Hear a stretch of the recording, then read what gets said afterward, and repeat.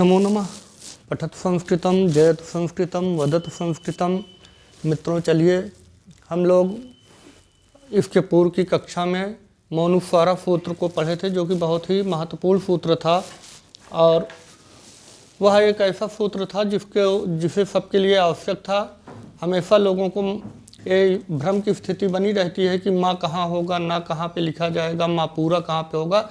तो आप पिछले एपिसोड में देख चुके हैं कि मौनुस्वारा किस तरह से पदांत व्यंजन के बाद क्या होता है, तो आप जाके पुरानी वीडियो को देख करके पढ़ सकते हैं। फिर जैसा कि पता है कि ये डॉक्टर बाबूराम सक्सेना की पुस्तक को पूरा किया जा रहा है और उसके आगे का जो सूत्र है नश्च पदांतस्य, तो इस सूत्र पे हम लोग देखते हैं नश्च अपदांतस्य झलि। आप नोट कर सकते हैं, इसलिए इसको लिख दिया जाता है। और ये क्या कहता है, नश्च अपदांतस्य। अब झलि, इसके पूर्व में जो बताया गया था पदांत बताया गया था, और अब यहाँ पे बताया गया है कि कब अनुस्वार हो जाएगा।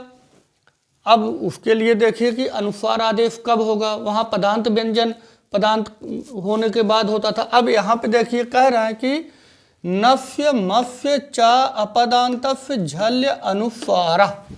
कहने का मतलब है कि अपदांत नकार और मकार, नस्य मतलब नकार, मस्य मतलब मकार, च मतलब और, तो नकार और मकार के स्थान में अनुस्वार हो जाएगा। किस नकार और मकार को? अपदांत नकार और मकार के स्थान में अनुस्वार हो जाएगा। लेकिन उसमें भी एक कंडीशन है कि झल व्यंजन परे होना चाहिए, झल व्यंजन परे होना चाहिए। और जब झल व्यंजन परे होगा तो नकार और मकार के स्थान, अपदांत नकार, एक चीज इसको हमेशा याद रखिएगा कि अपदांत नकार और मकार के स्थान में अनुस्वार हो जाएगा। और झल व्यंजन परे रहने पर बाद में झल व्यंजन का वर्ण हो। इसमें एक बात और ध्यान रखने की बात है, झल के अंतर्गत ही आपको देखना पड़ेगा कि अंतस्थ भी आ जाएगा। तो अंतस्थ में जो या वा रा ला आते हैं ये रहेंगे तो नहीं होगा, क्योंकि वो दूसरे के अंतर्गत आ जाता है। इसीलिए मैं यहाँ पे नोट भी कर दिया हूँ ब्रैकेट में कि अंतस्थ व्यंजन और अनुनासिक रहेगा तो भी अनुस्वार नहीं रहेगा। अंतस्थ व्यंजन अनुनासिक व्यंजन को छोड़कर यदि अपदांत नकार और मकार है तो उसके स्थान में ना और मा को अनुस्वार हो जाएगा। झल व्यंजन परे हो लेकिन झल में भी अंतस्थ ना हो और अनुनासिक वर्ण ना हो। तो हम लोग देखते हैं कुछ उदाहरण। मुख्यतः इन उदाहरण को आपको नहीं भूलना है, क्योंकि ज़्यादातर इन्हीं उदाहरण में से पूछ लिया जाता है। तो जो पहला उदाहरण है वो है आक्रम्स्यते।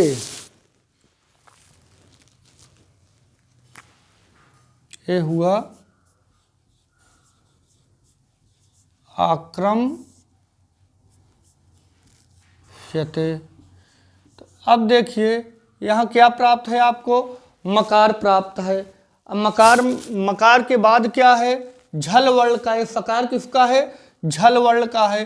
तो ये कहते हैं कि जब भी झल वर्ण नकार और मकार के स्थान में अनुस्वार आदेश हो, क्या हो, झल परे होने पर, तो झल हमको मिल रहा है। और ये झल जो है सकार ना तो अनुनासिक है और ना तो अंतस्थ व्यंजन ही है, तो हमको इसके स्थान पे क्या हो जाएगा, इस अपदांत मकार को अनुस्वार हो जाएगा। जब अपदांत मकार को अनुस्वार कर देंगे तो क्या हो जाएगा आपका, ये बन जाएगा आक्रम्स्यते। मुख्यतः आपको इन उदाहरणों को भी ध्यान पूर्वक देख के चलना होगा, क्योंकि आक्रम्स्यते को आक्रम्स्यते क्यों लिखा गया है, क्योंकि अपदांत है, अपदांत मकार है, आक्र के बाद म, अपदांत है, मकार के बाद झल प्राप्त है।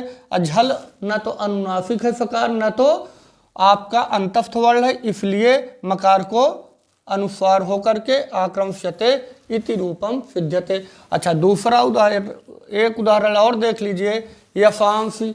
यफांसी का जो है ए आ जाता है यफांसी, यफांसी।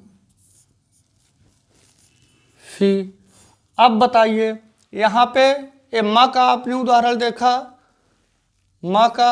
अब ना का देखिए, ना यफान अपदांत ना है, अपदांत ना के बाद क्या प्राप्त हुआ, फिर यहाँ सकार प्राप्त हुआ। सकार झल वर्ण का व्यंजन है और न तो अंतस्थ है न तो अनुनासिक है, अतः यहाँ पर भी आपको न का अनुस्वार हो जाएगा। और जब अनुस्वार हो जाएगा तो क्या हो जाएगा, यफांसी।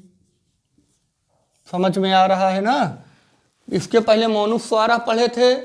मोनुस्वारा कहाँ पे अनुस्वार करता है, नश्चापदंतस्य झलि सूत्र कहाँ पे अनुस्वार करता है। दो सूत्र है। कभी कभी अगर यफांस में पूछ लिया गया कि यफान में ना का अनुस्वार किस सूत्र से हुआ, तो आप क्या बताएंगे, यफान के नकार को जो अनुस्वार होता है वो नश्चापदांतस्य झलि सूत्र से होता है, न कि मोनुस्वार आते। इन सभी बातों को आपको ध्यान करना है, यही टेक्निकलिटी है। कभी कभी पूछेगा तो ये पूछ सकता है एग्जामिनर कि किस सूत्र से हुआ है ना को अनुस्वार। अच्छा, एक और उदाहरण हम देखते हैं इसी प्रकार से। एक उदाहरण है मन यते। देखिए, मन यते। अब यहाँ पे आपको नकार तो मिल रहा है, नकार के बाद आपको क्या मिल रहा है, झल मिल रहा है। नकार के बाद क्या है, झल वर्ण का यकार मिल रहा है। लेकिन अब यहाँ पे अपवाद क्या बता दिए हैं कि अंतस्थ नहीं होना चाहिए। तो यह क्या है, अंतस्थ वर्ण का व्यंजन है, अतः यहाँ पे ना को अनुस्वार न हो करके रूप वैसे का वैसे ही बना रहेगा। मन्यते रहेगा, मयते रूप नहीं हो जाएगा, इस तरह से नहीं बनेगा। हाँ, इस तरह से रूप बनेगा। तो ये भी हो सकता है कि पूछ ले कि मन धनियते में या को अनुस्वार क्यों नहीं हुआ, मन धनियते में या को अनुस्वार क्यों नहीं हुआ।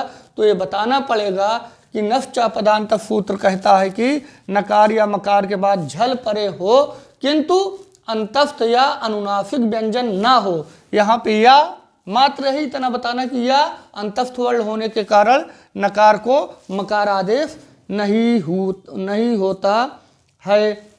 उसी प्रकार एक उदाहरण और लेते हैं, ग्रामान गच्छति। ग्रामान गच्छति देख लीजिए, ग्रामान गच्छति।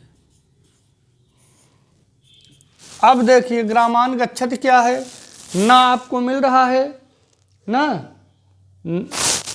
मिल रहा है। ना के बाद क्या है, गा झल वर्ण के अंतर्गत आता है ना, झल वर्ण के अंतर्गत आता है, गा है।